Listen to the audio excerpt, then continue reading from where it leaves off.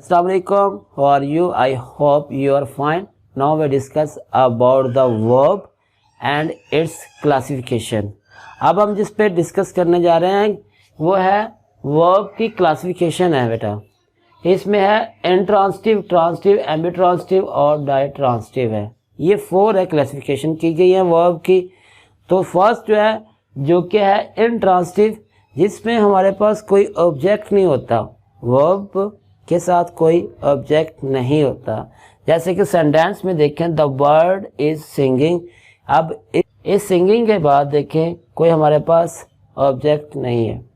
Intransitive में देखें कि ऑब्जेक्ट हमारे पास नहीं होता, वर्ब के बाद ऑब्जेक्ट नहीं आता, उसका इस्तेमाल नहीं किया जाता। जैसे कि द बर्ड इज सिंगिंग, अब यहाँ पे कोई ऑब्जेक्ट नहीं है, ठीक है, तो ये कहलाएगा इंट्रांसिटिव। वर्ब के साथ कोई ऑब्जेक्ट ना आए सेंटेंस में तो वो इंट्रांसिटिव वर्ब कहलाएगा। ये जो होगी वर्ब कहलाएगी इंट्रांसिटिव वर्ब।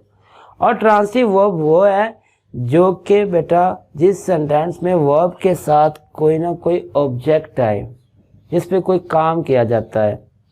जैसे कि शी ओपन्स द डोर, अब यहाँ पे ये ओपन्स है, ये ट्रांसिटिव वर्ब है।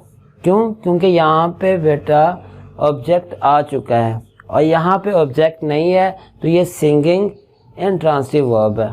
अब हम देखते हैं एम्बिट्रांसिटिव। एम्बिट्रांसिटिव वो है जिसमें हम ऑब्जेक्ट मौजूद भी होता है और ऑब्जेक्ट नहीं भी मौजूद होता।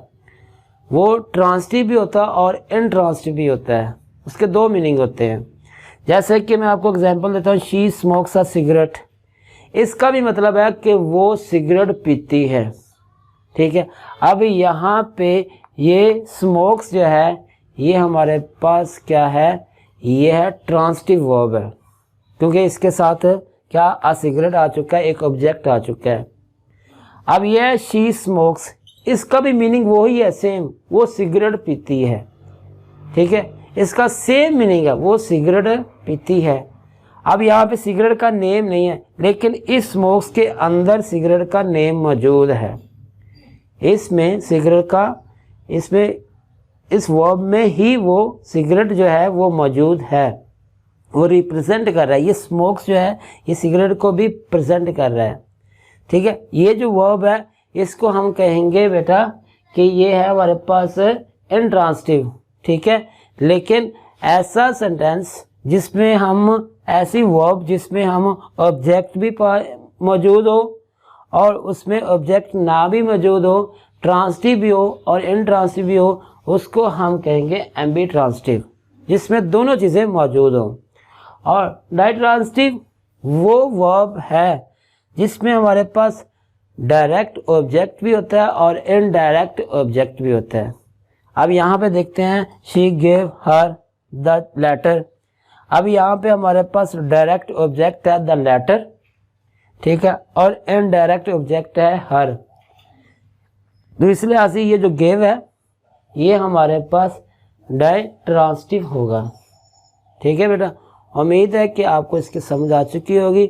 और फिर मैं आपसे एक छोटी सी रिक्वेस्ट करूँगा, इस चैनल को ज़रूर सब्सक्राइब करें ताकि आपके पास हर न्यू वीडियो पहुंच सके।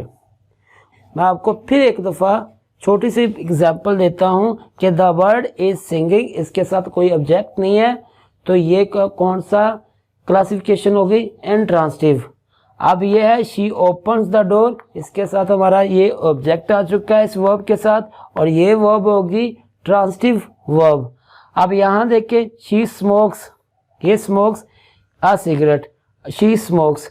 अब ऐसा सेंटेंस जिसमें हम ट्रांसिटिव भी मौजूद हो और इनट्रांसिटिव भी मौजूद हो, तो उसको हम कहते हैं एम्बिट्रांसिटिव। और ऐसा सेंटेंस जिसमें डायरेक्ट ऑब्जेक्ट भी मौजूद हो और इनडायरेक्ट ऑब्जेक्ट भी हो, उस वर्ब को हम कहते हैं डायट्रांसिटिव।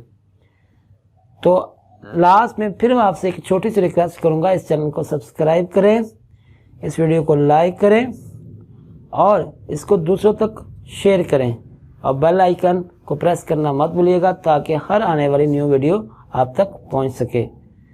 अस्सलाम वालेकुम।